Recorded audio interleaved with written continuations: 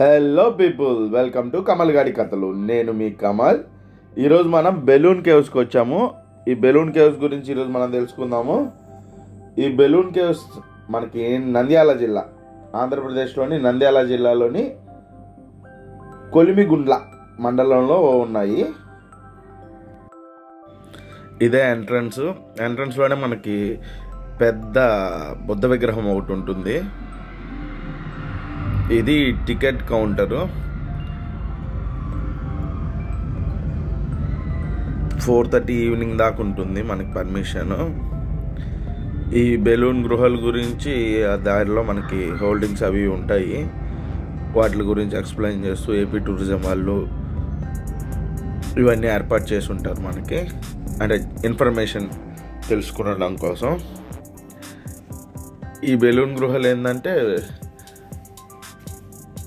కొన్ని వేల సంవత్సరాల క్రితం భూమి లోపల చిత్రావతి అనే నది ప్రవహిస్తూ ఉండేది. ఆ చిత్రావతి అనే నది ప్రవహిస్తూ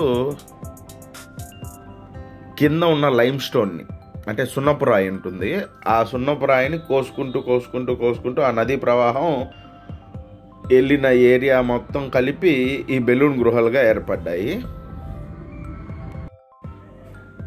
ఈ పెద్ద ఆయన ఈ బెలూన్ కేవ్స్ని కనుక్కున్న ఈయన పేరు వచ్చి బచ్చం చలపతి రెడ్డి గారు. ఈయన రిటైర్డ్ ఎస్పీ, సూపరింటెండెంట్ ఆఫ్ పోలీస్గా రిటైర్డ్ అయ్యారు. ఈయన గుర్తుగా ఆయన విగ్రహాన్ని బెలూన్ కేవ్స్కి ఎంట్రన్స్లోనే పెట్టారు, శ్రీ బచ్చం చలపతి రెడ్డి గారు. ఈ బెలూన్ కేవ్స్ మామూలు మనకి ఒక చిన్న బావిలాగా ఉంటుంది ఎంట్రన్స్. దాని లోపలికి మనం పోతూ ఉంటాము. లోపల లైమ్ స్టోన్ మొత్తం కట్ అయిపోయి రకరకాల దారులు, రకరకాల విగ్రహాలు, స్కల్ప్చర్స్, ఆ లైమ్ స్టోన్ వాటర్తో ఇంటరాక్షన్ జరిగిన ఇవి చాలా కన్నుల పండుగగా ఉంటుంది లోపల చూడడానికి అద్భుతంగా. ఈ బెలూన్ కేవ్స్లోకి లోపల గాలి పంపించడం కోసం బయట ఇలాంటివి ఏర్పాటు చేశారు. అంటే లోపల ఆక్సిజన్ సప్లై ఉండదు కదా, బయట ఎన్విరాన్మెంట్లో నుంచి గాలి, ఈ మోటార్స్ అవి పనిచేస్తాయి. అవి బయట నుంచి ఆక్సిజన్ని, గాలిని మొత్తం తీసుకొని వాటి కింద, ఇప్పుడు మనం చూస్తున్నాము కదా ఈ ఏరియా కిందంతా గృహాలు ఉన్నాయి. ఇప్పుడు మనకి పైన ఏమో నార్మల్గా ఇలానే ఉంటుంది, లోపలికి పోతే స్వరంగ మార్గాలు ఉంటాయి. ఆ స్వరంగ మార్గాల్లోకి గాలి ఆ పైపుల్లో నుంచి లోపలికి వస్తుంది. వీటిలో లోపలికి ఎంటర్ అవ్వడానికి మనం అక్కడ టికెట్ కౌంటర్లో టికెట్స్ తీసుకొని ఈ దారిలో ఎంటర్ అవుతాము. ఇది చూడడానికి ఏదో ఒక బావిలోకి దిగుతున్న ఫీలింగే ఉంటుంది. మొత్తం చుట్టూ కాంపౌండ్ వాల్ కానీ, ఆ ఎంట్రన్స్ కానీ మొత్తం ఒక బావిలాగా ఉంటుంది. దాని లోపల నుంచి మనం ఒక అద్భుతమైన ప్రదేశానికి, ప్రపంచంతో సంబంధం లేకుండా ఒక అద్భుతమైన ప్రదేశానికి వెళ్ళిన ఫీలింగ్ ఉంటుంది. ఇంకొక ప్రదేశంలో ఎక్కడో ఉన్నాం, వేరే ప్లానెట్లో ఉన్నాం అన్నట్టే ఉంటుంది లోపల. వీళ్ళ సేఫ్టీ ప్రికాషన్స్, హైట్ కొన్ని దగ్గరలో రిస్ట్రిక్టెడ్ హైటే ఉంటుంది, 2 feet మాత్రమే ఉంటుంది. కొన్ని దగ్గరలో 4 feet ఉంటుంది. ఇదిగోండి, ఇదే entrance, main entrance of the cave ఇదే. చుట్టూ ప్రహరీ గోడలాగా కట్టారు దానికి ఎంట్రన్స్కి. ఒక బావి, కరెక్ట్గానే చెప్పానా, ఒక బావి ఉన్నట్టే ఉంది కదా. ఆ బావి లోపలికి మనం మెట్ల ద్వారా కిందకి దిగిపోతాం అంతే. దీని లోపల డీపెస్ట్ పాయింట్ వచ్చి 46 meters లోతులో ఉంటుంది. ఇది భూ ఉపరితలానికి 46 మీటర్ల లోతులో ఉంటుంది. వీటి మొత్తం విస్తీర్ణం వచ్చి 3,300 మీటర్ల దాకా ఉంటుంది. ఈ బెలూన్ గృహాలు మొత్తం లోపల పొడవు 3,300 మీటర్ల దాకా ఉంటుంది. డీపెస్ట్ పాయింట్ వచ్చి పాతాళ గంగా అని ఉంటుంది. నేను మీకు చూపిస్తాను ఆ పాతాళ గంగని, కానీ డైరెక్ట్గా లైవ్లోనే చూపిస్తాను. అంత లోతు లోపలికి చేపలు కూడా ఉన్నాయి దాని లోపల, మీకు చూపిస్తాను. ఇదే మెయిన్ ఎంట్రన్స్. దీని లోపల నుంచి మనం ఇలా వెళ్తాము లోపలికి. దీని లోపలికి ఒక రెండు బావుల్లాగా ఉంటాయి ఎంట్రన్స్లో. మనం దిగింది ఒక ఎంట్రన్స్ అయితే ఇది ఇంకొకటి. దీనికి మెట్లు ఇవేం పెట్టలేదు, డైరెక్ట్ మనం పైకి చూస్తే ఆకాశం కనిపిస్తుంది. అది ఫామ్ అవ్వడం కూడా చూడండి ఎలా కరెక్ట్ రౌండ్ షేప్లో న్యాచురల్గా ఫామ్ అవ్వడం అనేది గ్రేట్. ప్రకృతి సృష్టించిన అందాల్లో ఇది కూడా ఒక అద్భుతమైన అందం అనే చెప్పాలి. ఇలా మనం ఎంటర్ అవుతూ ఉంటాము. ఈ ఎంట్రన్స్ ఒక బిలం లాగా ఉంటుందని దీన్ని బిలం గృహలు అనేవాళ్ళు. అది వాడుక భాషలో మెల్లగా బెలూన్ గృహలు అని పేరు వచ్చేసింది వాటికి. ఇది మెయిన్ ఎంట్రన్స్. అసలు పైన మనం చూసిన దానికి ఒక చిన్న బావిలోకి ఎంటర్ అవ్వడం దానికి ఈ లోపల ఇంత స్పేషియస్గా ఇంత పెద్ద ప్లేస్ దీని కింద ఉంది పైకి అయితే మనకు అసలు తెలియదు లోపలికి ఎంటర్ అయ్యేదాకా. చూడండి, ఈ లోపలే చాలా ఛాంబర్స్ ఉంటాయి, చాలా పొడవైన స్వరంగ మార్గాలు ఉంటాయి. ఆ లోపలే మనం పోతూ ఉంటే మనకి డిఫరెంట్ ప్లేసెస్ కనిపిస్తూ ఉంటాయి. వీటిని అలంకరించారు విద్యుత్ కాంతులతో, వాటితో కొంచెం చూసేదానికి అట్రాక్టివ్గా కనిపించేదానికి. ఈ బెలూన్ గృహలు ఆల్మోస్ట్ 10 లక్షల సంవత్సరాల ముందు ఫామ్ అయి ఉంటాయని జియోలాజికల్ సర్వే ఆఫ్ ఇండియా ఒక ప్రకటనలో చెప్పింది. వీటిలో మనకి మానవులు నివసించినట్టు ఆధారాలు 4500 సంవత్సరాల క్రితమే మానవులు నివసించినట్టు ఆధారాలు కూడా చాలా దొరికాయి. దీంట్లో దొరికిన మట్టి పాత్రలు అవన్నిటిని సేకరించి వాటి ఏజ్ క్యాలిక్యులేట్ చేస్తే 4500 సంవత్సరాల ముందు, అన్ని ఇయర్స్ ముందు వీటిలో మానవులు నివసించారని ఆధారాలు అయితే ఉన్నాయి. వీటిలో మెయిన్గా జైను బౌద్ధ మతానికి సంబంధించిన వాళ్ళు ఈ గృహాలని ఇల్లులాగా చేసుకొని ఇక్కడే ఉన్నట్టు కొన్ని చారిత్రక ఆధారాలు దొరికాయి. ఆ అవశేషాలని ఇప్పుడు మన అనంతపూర్లోని ఉన్న మ్యూజియంలో ఆ అవశేషాలు ఇంకా లభ్యంగా ఉన్నాయి. మీకు వీలుంటే అనంతపూర్ మ్యూజియంకి వెళ్ళి ఒకసారి మీరు వాటిని చూడొచ్చు. లోపల ఎంత అందంగా తయారు చేశారో చూడండి.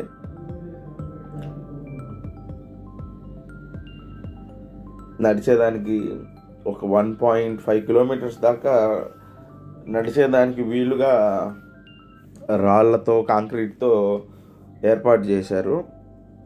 మధ్యలో ఇలా మనకి మెట్లు, ఇంకా బ్రిడ్జ్లు అవి ఇవి అన్నీ. లోపలికి వెళ్ళి విజిటర్స్కి పీస్ఫుల్గా మొత్తం చూసి వచ్చేదానికి ఇబ్బంది పడకుండా ఏర్పాట్లు అయితే చేశారు. పైన బావి ఏంటి, కింద దాని లోపల మెట్లు ఏంటి, అంతా విచిత్రం. ఇది ఇంకొక ప్రపంచం అని చెప్పాను కదా, అలానే ఉంది, ఇంకో ప్రపంచంలాగే. 1884లో రాబర్ట్ బ్రూస్ఫుట్ అనే బ్రిటిష్ అధికారి వీటి గురించి ప్రస్తావించినట్టు చరిత్ర మనకి తెలియజేస్తుంది. అన్ని సంవత్సరాల తర్వాత 1982లో మళ్ళీ డానియల్ గబావేర్, జర్మనీకి సంబంధించిన గృహాలకి సంబంధించిన శాస్త్రవేత్త అతను, ఆయన మళ్ళా 1982లో ఇందాక మనం చూసాం కదా పెద్ద ఆయన చలపతి రెడ్డి గారు, ఆయనతో పాటు ఇంకా రామస్వామిరెడ్డి అనే ఆయన, మద్దులేటి అనే ఇంకో 3 స్థానికులు ఆయనకు వీళ్ళకి ఈ డానియల్ గబావేర్కి సహకరించి ఈ బెలూన్ గృహాలని కనుక్కోవడం అయితే జరిగింది. వీళ్ళు కనుక్కున్న తర్వాత 1985లో మన ఆంధ్రప్రదేశ్ రాష్ట్ర ప్రభుత్వం వీటిని తీసుకొని డెవలప్మెంట్కి కృషి చేసింది. 1999 నుంచి ఆల్మోస్ట్ దీని డెవలప్మెంట్ స్టార్ట్ చేశారు.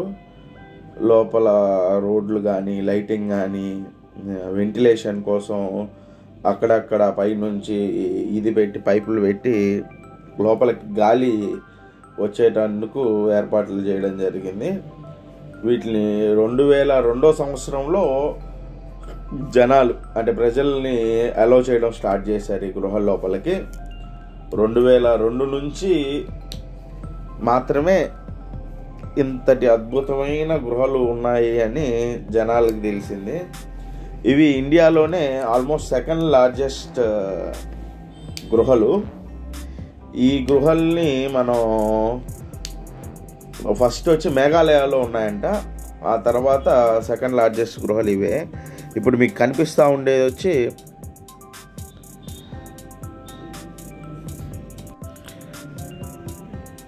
లైమ్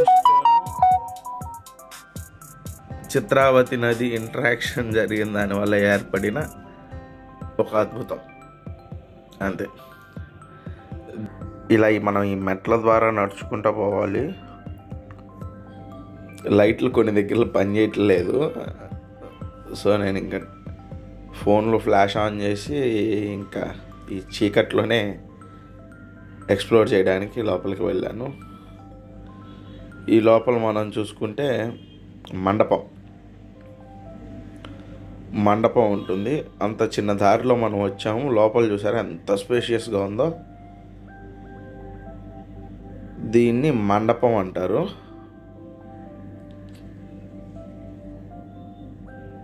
నిజంగా చాలా అంటే చాలా స్పేషియస్గా, చాలా పెద్దది.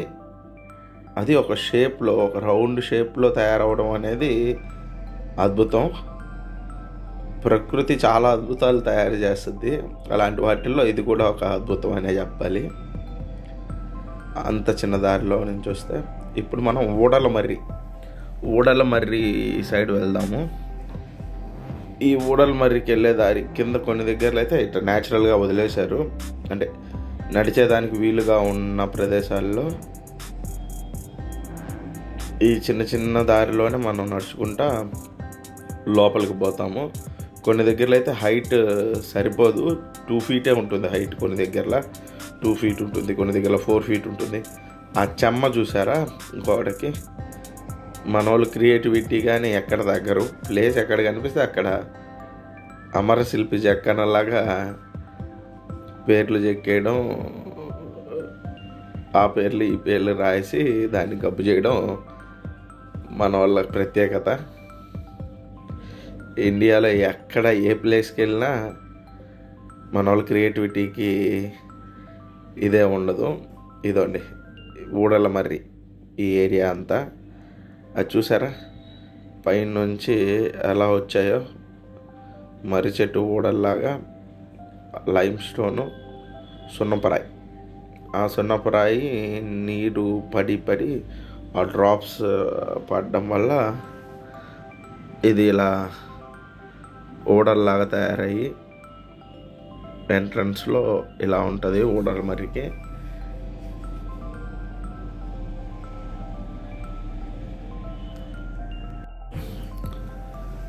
ప్లేస్ చిన్నది ఉండే లోపల ఆక్సిజన్ సప్లై కూడా చాలా తక్కువ ఉంటుంది. దీని లోపల విపరీతమైన చెమటలు పడతాయి. ఇదంతా ఆ ఊడలమర్రి ఎంట్రన్స్లో ఇదంతా. దీని లోపల నుంచి ఇంకా దారి ఉంటుంది. స్టడీగా అయితే పోలేము. ఇందులో చెమటలు పడుతున్నాయి అన్నాను కదా. చెమటలు అంటే ఈ రేంజ్లో పడుతున్నాయి అన్నమాట. అసలు నో వెంటిలేషన్ ఇక్కడ. ఆల్మోస్ట్ టీషర్ట్ మొత్తం తడిచిపోయింది. కాకపోతే ప్లేస్ వర్త్. ఇంత దూరం వచ్చింది కూడా. This is beautiful.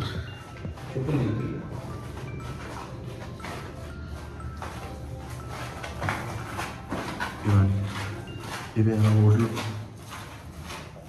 Lime stone and water interaction జరిగి ఇవన్నీ ఊడలు.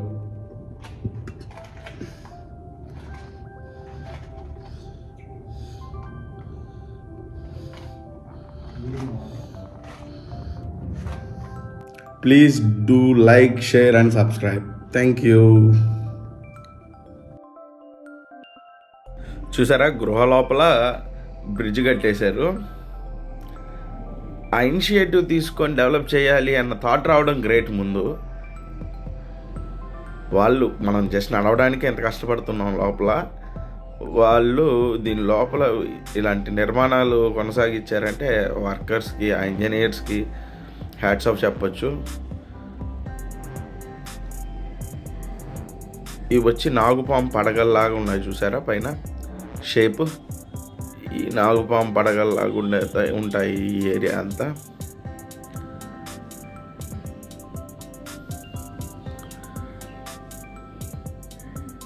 కోబ్రా హుడ్ ఉన్నట్టే ఉంటుంది మొత్తం క్లియర్గా.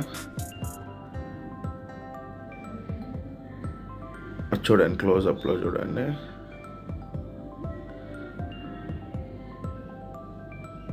చాలా అంటే చాలా అద్భుతంగా ఉంది కదా మొత్తం. ఎవరు ఫామ్ చేయలేదు, ఎవరు చెక్కలేదు ఈ శిల్పాలని, అవే ఆటోమేటిక్గా వచ్చాయి. ఇప్పుడు మనం పాతాళ గంగ సైడ్ పోదాము. టోటల్ బెలూన్ కేవ్స్లో డీపెస్ట్ పాయింట్ ఇదే. 46 మీటర్స్ లోతుంటుంది ఇది. నాకు అర్థం కాని వింత ఏంటంటే, ఇంత లోతు లోపల చేపలు ఉన్నాయండి ఆ నీళ్ళల్లో. ఆ చేపలకి ఫుడ్ ఎక్కడి నుంచి వస్తుంది? అంత లోతుకి చేపలు ఎలా వచ్చాయి? ఇది చూసారా, అసలుకి అది ఎట్ట ఫామ్ అయింది? చేపలు ఎలా సర్వైవ్ అవుతున్నాయి దాని లోపల? నిజంగా అదొక వింత. వాటికి ఫుడ్ ఎవరు వేసేదానికి ఆప్షన్ లేదు. ఇంకా దాంట్లోనే పెరిగే ఆ జీవుల్ని అది తిని బతుకుతున్నాయి అనుకుంటా చేపలు. మన పాతాళ గంగ లోపలికి వెళ్ళేదానికి మార్గం ఇదంతా.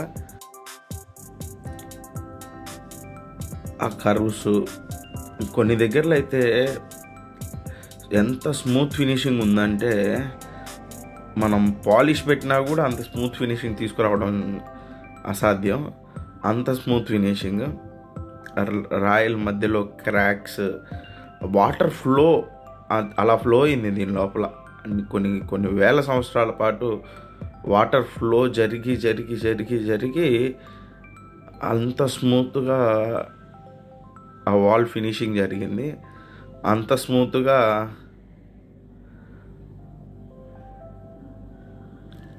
ఈ వాల్స్ తయారయ్యాయి.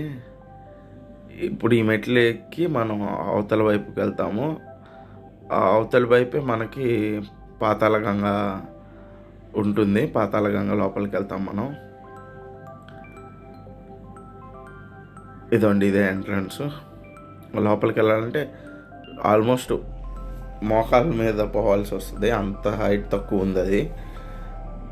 ఇంకో ప్లస్ ఏంటంటే ఇక్కడ లైటింగ్ ఉంది. ఇక్కడ కూడా లైటింగ్ లేకుండా ఉంటే అన్యాయం అయిపోవడమే. కింద ఎంత స్లిప్పరీగా ఉందంటే అంత స్లిప్పరీగా ఉంది, జారిపోతూ ఉంది. జాగ్రత్తగా అడుగులు వేసుకొని వెళ్ళడమే. అది చూసారా లోపల చేపలు అని చెప్పాను కదా, పాతాళ గంగ లోపల. అక్కడికి చేపలు ఎలా వచ్చాయో నాకు అర్థం కావట్లేదండి.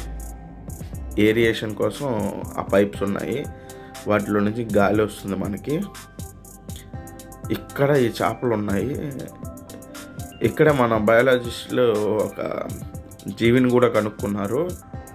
ఆ జీవికి ఆంధ్ర అనే పేరు వచ్చేటట్టు దాని పేరు వచ్చి ఆంధ్రాకాయిడ్స్ అనే ఒక కొత్త రకమైన ఆంథ్రాపాడ్ని ఈ ప్లేస్లో పాతాళ గంగ ఛాంబర్లో కనుక్కున్నారు. అది మన కంటికి కనిపించదు, సూక్ష్మ జీవి అది. ఇప్పుడు మనం మాయామందిరంకి పోదాము. ఆ మాయామందిరంకి పోయే దారి ఇది కూడా కంప్లీట్ చీకటిగా ఉండింది. మాయామందిరంకి పోయే దారి. కోటి లింగాలు మనం నెక్స్ట్ వెళ్దాము.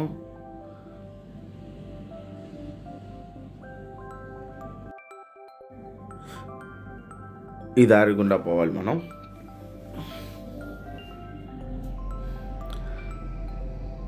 మొత్తం చీకటి.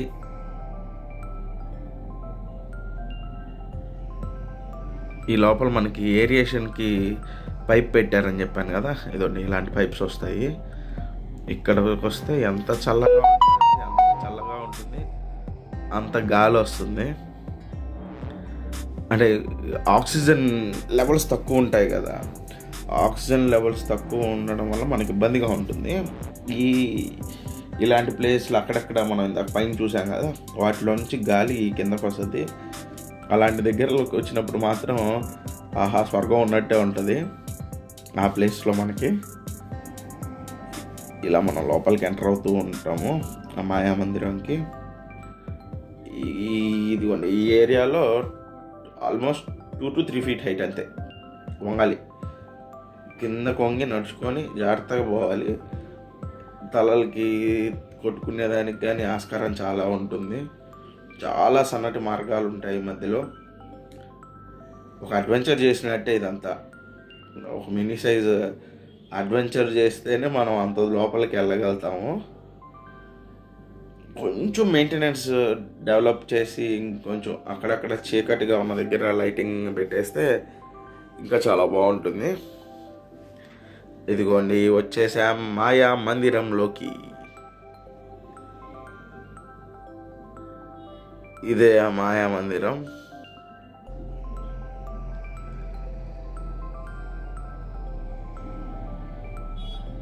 మొత్తం ఒక పెద్ద ఛాంబర్, ఇదంతా ఒక పెద్ద మండపం లాగా తయారు చేశారు.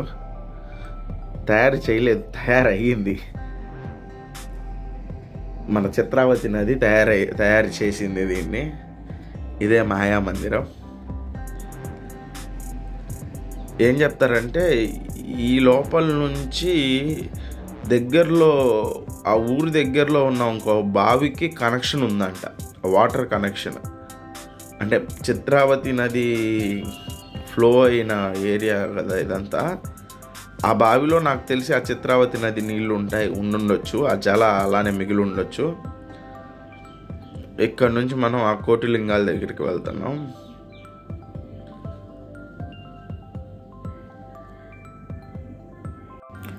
ఇలా మనం ఈ సన్నదారిలో ట్రావెల్ చేస్తూ పోవాలి. అదండి మనతో పాటు చాలామంది టూరిస్టులు వచ్చారు. వాళ్ళంతా కూడా మనతో పాటు ఎక్స్ప్లోర్ చేసిన వాళ్ళు. మీకు ఒకసారి క్లోజప్లో చూపిస్తాను. ఎంత సన్నటి దారో ఇది, అంత సన్నటి దారి. ఆ కర్వ్స్, ఆ షేప్స్ ఇవన్నీ న్యాచురల్గా ఫామ్ అయినాయి అనేది విచిత్రం. ఇక్కడ ఇలాంటి సన్నటి దారిలోనే పోవాలి మనం. కొన్ని దగ్గరలో అయితే ఒక సైడ్కి తిరిగి నడవాల్సి వస్తుంది, ఫుల్ పట్టలేము. అలాంటి సన్నటి దారులు చాలా ఉంటాయి. వాటి లోపల మనం ముందుకు కొనసాగాలి. ఇలా పోతూ ఉంటే మనకి దారిలోనే కోటిలింగాలకి దారి చూపిస్తూ ఉంటారు మనకి. అటు ఇటు పడిపోకుండా చుట్టూ గ్రిల్స్, అంటే డేంజర్ ఉన్న ప్లేసుల్లో మాత్రం ప్రికాషన్స్ తీసుకున్నారు. చూడండి మనతో పాటు వచ్చిన విజిటర్స్ చాలామంది కోటిలింగాలు చూసుకొని రిటర్న్ వెళ్తూ ఉన్నారు.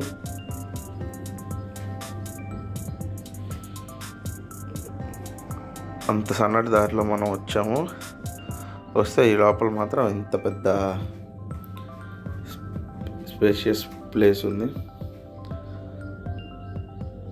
ఆ రూఫ్ కూడా చూడండి, ఎవరో కాంక్రీట్తో ప్లాస్టరింగ్ చేసినట్టు ఎంత నీట్గా ఉందో. ఇదంతా చిత్రావతి నది చేసిన ప్లాస్టరింగ్. ఇది చిత్రావతి నది ఆ రాయిని అలా చెక్కేసింది. కొన్ని దగ్గర మాత్రం ఇలా న్యాచురల్గా వదిలేశారు. అంటే ప్రమాదం లేని ప్లేసుల్లో న్యాచురల్గానే నడుచుకొని వెళ్ళేటట్టు వదిలేశారు. కొన్ని దగ్గర మాత్రం నాపరాళ్ళు వేసి స్లిప్పరీగా ఉండే ప్లేసుల్లో నాపరాళ్ళు వేశారు. వాళ్ళు అలా క్రియేట్ చేయకపోతే ఆ మాత్రం నడిచే ఛాన్స్ ఉండదు అక్కడ. గ్యారంటీ స్లిప్ అయి పడిపోవడం అంటావా?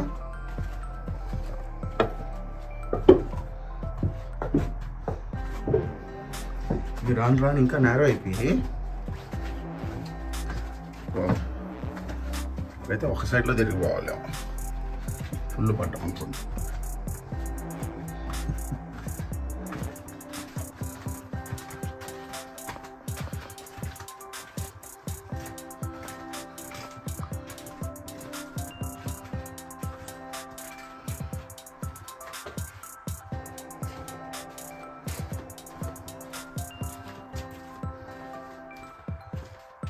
Natural formations.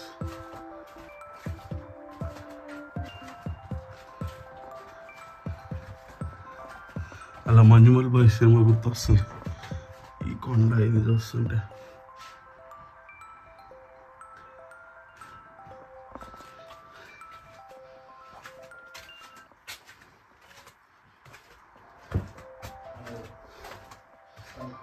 వావ్, ఇంత సన్నగా ఇంత సన్నదారిలో వస్తే ఇంత పెద్ద ఫార్మేషన్ ఉంది ఇక్కడ.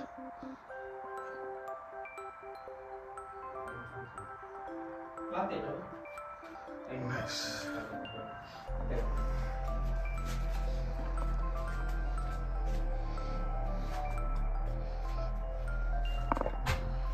మీకు టైం ల్యాబ్స్లో చూపిస్తాను కొంచెం, అంటే ఫాస్ట్గా ఆ రూట్ అంతా ఎలా కవర్ అవుద్ది అనేది. కింద న్యాచురల్ రాయి అలానే వదిలేశారు. కర్వ్స్ ఎంత బాగుందో కదండి. ఇదే రూట్లో మనం ఇలానే కొనసాగాలి. ఇంకా చాలా ముందుకి వెళ్తూ ఉంటే మనం లాస్ట్కి మన కోటిలింగాలకు వచ్చేసాము. ఆ పైన నుంచి లింగాల షేప్లో ఫామ్ అయి ఉన్నాయి, కనిపిస్తున్నాయి మీకు. అవన్నీ కోటిలింగాలు కనిపిస్తున్నాయి. షేప్స్ మామూలు లింగాలు కింద ఉంటాయి, ఇవి పైన నుంచి ఉన్నాయి. అంటే వాటర్ డ్రాప్స్ పైన నుంచి పడతాయి కదా, అవి పడేటప్పుడు ఆ లైమ్ స్టోన్ కరిగి ఇలా శివలింగం షేప్లోకి వచ్చాయి. దానికే శివలింగం, కోటిలింగాలు అని పేరు పెట్టారు. మీకు ఈ వీడియో కనుక నచ్చినట్టయితే లైక్ చేసి షేర్ చేయండి, సబ్స్క్రైబ్ చేయండి. Thank you.